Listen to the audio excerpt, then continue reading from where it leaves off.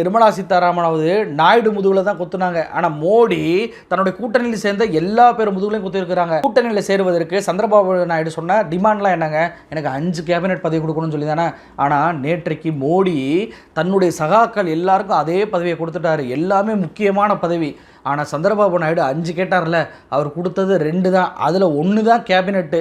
அதுவுமே அதானிக்கு விற்கக்கூடிய விமான போக்குவரத்துறை டம்மி அமைச்சகம், 2வது இணையமைச்சர், அது ரூரல் டிபார்ட்மெண்ட் அண்ட் கம்யூனிகேஷன், அதுவுமே ரொம்பவுமே இணையமைச்சர்ன்றனால எந்த முடிவுமே எடுக்க முடியாது. அப்போது 5 கேட்டவருக்கு 2 தான் கொடுத்துருக்குறாங்க பாஜக. அது மட்டும் கிடையாது, நம்ம நிதிஷ்குமார் ரொம்பவுமே சாணக்கியனாக நான் பாஜக கூட்டணிக்கு போவேன், இந்தியா கூட்டணி பிரதமர் கொடுத்தாலும் நான் போக மாட்டேன் அப்படின்னு சொல்லி அதிகம் வாய் பேசின நிதிஷ்குமார் அவருடைய நிலைமை என்ன தெரியுமா? அவர் என்ன கேட்டார்?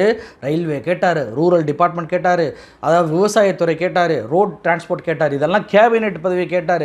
ஆனால் அவர் கொடுக்கப்பட்டது என்ன தெரியுமா? ஒரே ஒரு கேபினெட்டும் ஒரே ஒரு இணையமைச்சர் தான்.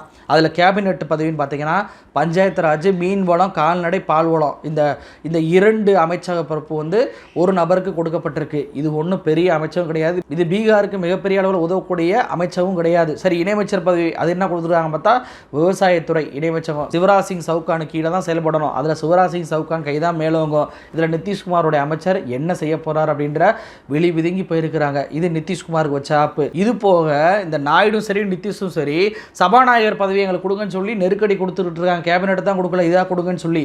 ஆனால் மோடி அவர்கள் சபாநாயகராக யாரை தேர்வு செஞ்சுருக்காங்க தெரியுமா?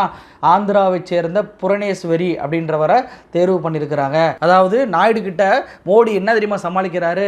ஆந்திராவிலேருந்து ஒருத்தர் சபாநாயகராக போகணும்ல, எங்கள் கட்சியை சேர்ந்த புரணேஸ்வரி ஆக்கி போகிறோம் அப்படின்னு சொல்லி அதுக்கும் ஆப்பு வச்சிருக்கிறாரு நம்ம மைனாரிட்டி பிரதமரான மோடி. அதாவது சந்திரபாபு நாயுடு பொறுத்த வரைக்கும் தன்னுடைய கட்சிக்கு தான் சபாநாயகர் பொறுப்பு கேட்டார். சபாநாயகர் பொறுப்பு கேட்டால் தான் நாளைக்கு தன்னுடைய கட்சியை பாஜக உடைக்காமல் இருக்கும், நாம் வந்து அணிமாறுதல் ஆன்டி டிஃபெக்ஷன் லாவெலாம் பயன்படுத்தலான்ற ஒரு கனவுல இருந்தார். அதான் ஆந்திராவில் ஒரு ஆள் கொடுக்குறோம்ல, நீங்கள் சந்தோஷமாக ஏற்றுக்குங்கன்னு சொல்லிட்டு ஆப்பு இறக்கிட்டாரு நாயுடுக்கு. நிதிஷ்குமாருக்கு அதுவும் கிடைக்கல.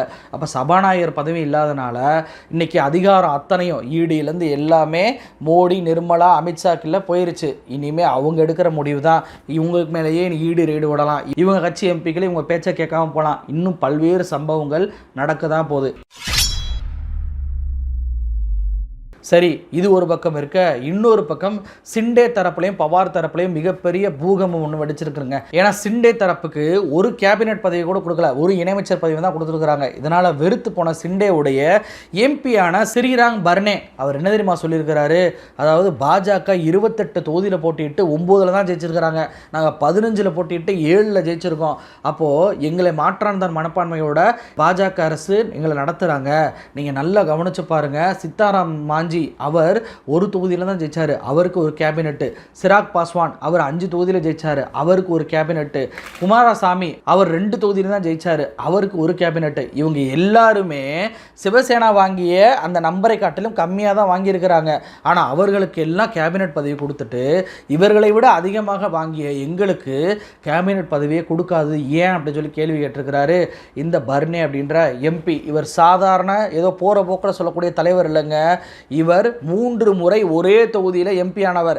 இந்த முறை உத்தவ் தாக்கரே நிறுத்திய வேட்பாளரை கூட அதிகமான வாக்கு வித்தியாசத்தில் தோல்வியடை வச்சவர். இவ்வளவு முக்கியமான ஒரு தலைவராக இருக்கக்கூடியவர் தான் இந்த பர்னே. இவரே இன்னைக்கு மைனாரிட்டி பிரதமரான மோடிக்கு எதிராக பேசக்கூடிய சூழ்நிலைக்கு வந்திருக்கிறார். இவருக்கு மட்டும் சொல்லல, அஜித் பவார் கேம்புக்கும் சேர்த்து கேட்கிறாரு, ஏன் அவங்களுக்கு ஒரு கேபினெட் பதவி நீங்க கொடுக்க வேண்டியதானே அப்படின்னு சொல்லி கேட்டிருக்கிறாரு.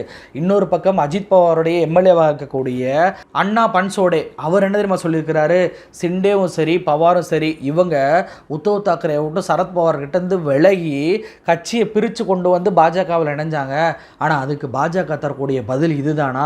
எங்களுக்கு கேபினெட் பதவி கொடுத்தே இருக்கணும், எங்களுடைய தொண்டர்கள்லாம் கொதிச்சு போயிருக்கிறாங்க அப்படின்னு சொல்லி இவரும் தன் பங்குக்கு சொல்லியிருக்கிறாரு. இது குறித்து ஸ்ரீநாத் சிண்டே, ஏக்நாத் சிண்டேவுடைய மகனான ஸ்ரீநாத் சிண்டே கிட்ட போய் பத்திரிகையாளர் கேட்கும்போது, நாங்கள் மோடி அரசுக்கு அன்கண்டிஷனல் சப்போர்ட், அதாவது எந்த நிபந்தனையும் இல்லாத சப்போர்ட்டை கொடுத்துருக்குறோம், அதனால் நாங்கள் இதை பற்றி எந்த பேச போகிறது போகிறதில்லை அப்படின்னு சொல்லியிருக்கிறாரு. இவர் இப்படி சொல்ல அவங்க கட்சியில் இருக்கக்கூடிய மூத்த எம்பிக்களே இன்னைக்கு கொதிப்பில் இருக்கிறாங்க. அதே போல் பவாரில் இருக்கக்கூடிய பல்வேறு எம்எல்ஏக்களும் கொதிப்பில் இருக்கிறாங்க. இது குறித்து சஞ்சய் ராவத், அதாவது உத்தவ் தாக்கரேவுடைய வலதுகையாக இருக்கக்கூடிய சஞ்சய் ராவத் கிட்ட பத்திரிகையாளர் கேட்கும்போது அவர் சொல்கிறாரு, பாஜக தான் போலியான சிவசேனாவை இப்போ கையில் வச்சிருக்கு, ஒருத்தர்கிட்ட அடிமையாக போய் சேர்ந்தா இதுதான் நிலைமை கிடைக்கும் அப்படின்றத இன்னைக்கு அவங்க உணர்ந்திருப்பாங்க அப்படின்னு சொல்லி தன்னுடைய ஸ்டேட்மெண்ட்டை கொடுத்துருக்கிறாரு. இதை விட காங்கிரஸுடைய மகாராஷ்டிரா தலைவரான விஜய் வடிட்டிவார் அவர் என்ன தெரியுமா சொல்றாரு, இவங்க பார்கெயின் பண்ற பவர் இவ்வளவுதான், எது கிடைத்தாலும் சாப்பிட்றோன்ற நிலைமையில தான் இந்த 2 பேருமே இருக்கிறாங்க.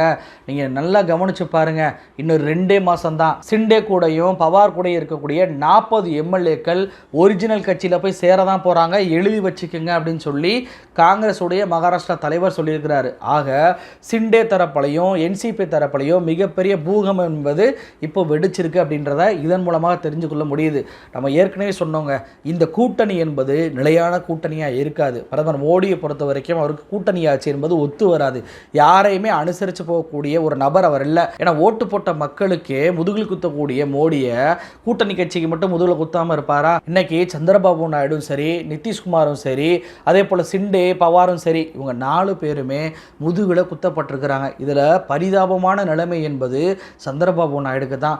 ஒவ்வொரு மாதமும் பல கோடி ரூபாயை எடுத்து வைக்க வேண்டிய சூழ்நிலைக்கு இன்னைக்கு வந்திருக்கிறாரு.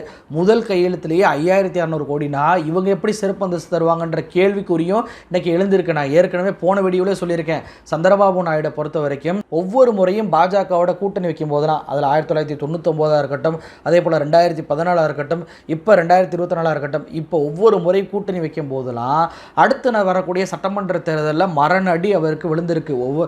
அதில் பாதாளத்தில் தோல்வி அடையக்கூடிய தோல்வியை தான் அந்த ஆந்திரா மக்கள் அவருக்கு கொடுத்துருக்குறாங்க. இந்த முறையும் இவர் முன்னாடியே இது போன்ற பிரச்சனைகளை குரல் எழுப்பி ஆந்திராவுக்கான உரிமையை பெறவில்லை என்றால், அமைதியாக ஒரு அமைச்சர் பதவியும் ஒரு இணையமைச்சர் பதவியும் மட்டும் வாங்கிட்டு அமைதியாக இருந்து விட்டால் ஆந்திரா மக்கள் சும்மா இருக்க மாட்டாங்க.